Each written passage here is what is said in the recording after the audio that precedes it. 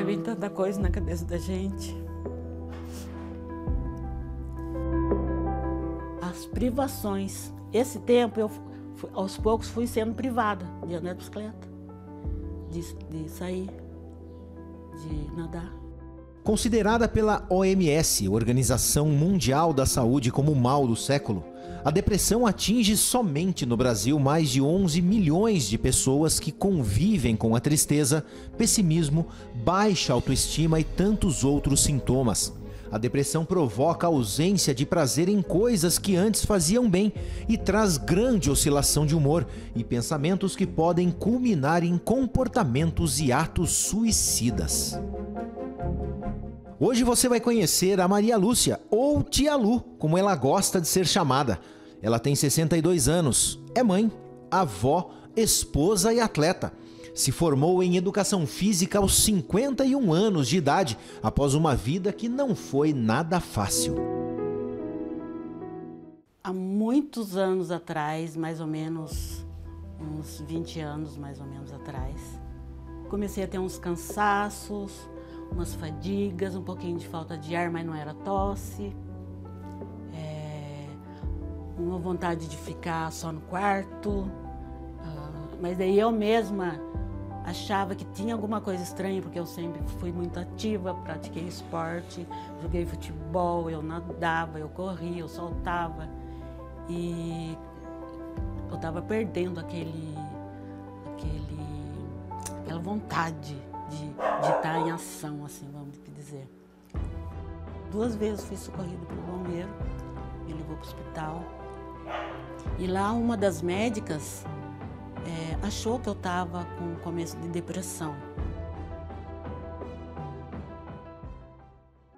A depressão, ela é uma condição de doença clínica, que a pessoa, ela sente a tristeza de forma persistente, a ponto de perder interesses, prazeres, até aqueles prazeres cotidianos do dia a dia, como conversar com um amigo que gosta de conversar, como ir a um lugar que frequenta habitualmente, coisas que são muito normais, a pessoa perde o interesse. Sem perceber, a pessoa afasta quem ela ama. Às vezes por uma autodefesa, por não querer agredir ou por não querer explicar o que está se passando, porque às vezes nem ela mesma sabe o que está acontecendo com ela. Há uma série de evidências que apontam alterações químicas no cérebro do indivíduo deprimido, principalmente com relação aos neurotransmissores, serotonina, noradrenalina e dopamina. Essas são as substâncias que transmitem impulsos nervosos às células.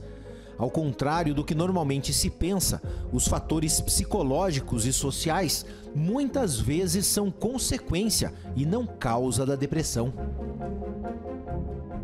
Após superar o primeiro episódio de depressão, Tia Lu iniciou o tão sonhado curso de educação física. Depois de anos intensos, de muita luta e dedicação, se formou aos 51 anos. Porém, quando toda a dificuldade parecia ter passado, veio o câncer. Foi o câncer. 2019, eu no banho, fazendo exame de toque, descobri que eu estava com caroço. Fui no médico, ele examinou, pediu exames, eu fui, marquei exame, tudo sem falar com ninguém. Saiu já o resultado, voltei na assistência social. Situação assim, realmente deu, tô com caroço. Preciso de um encaminhamento urgente, porque assim como pode não ser, pode ser. A vida da Tia Lu não foi nada fácil.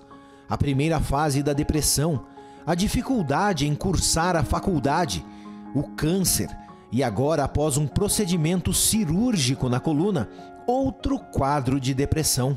As privações. Esse tempo eu aos poucos fui sendo privada de andar de bicicleta, de sair, de nadar.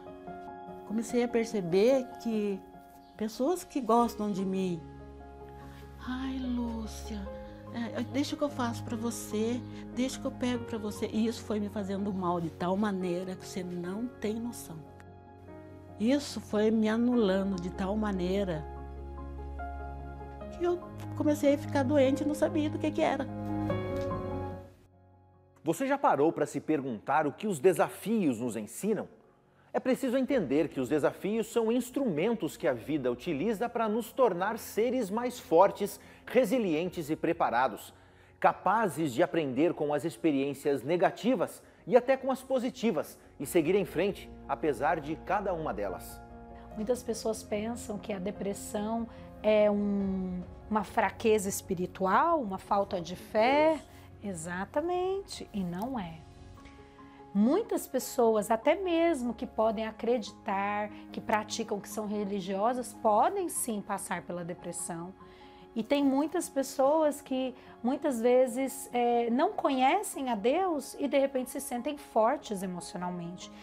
Sim, a religião, a fé, ela tem um desempenho importante, um papel importante na depressão.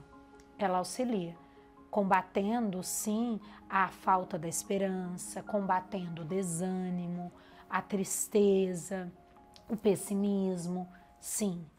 Mas a gente não pode atribuir a falta de fé a quem tem depressão.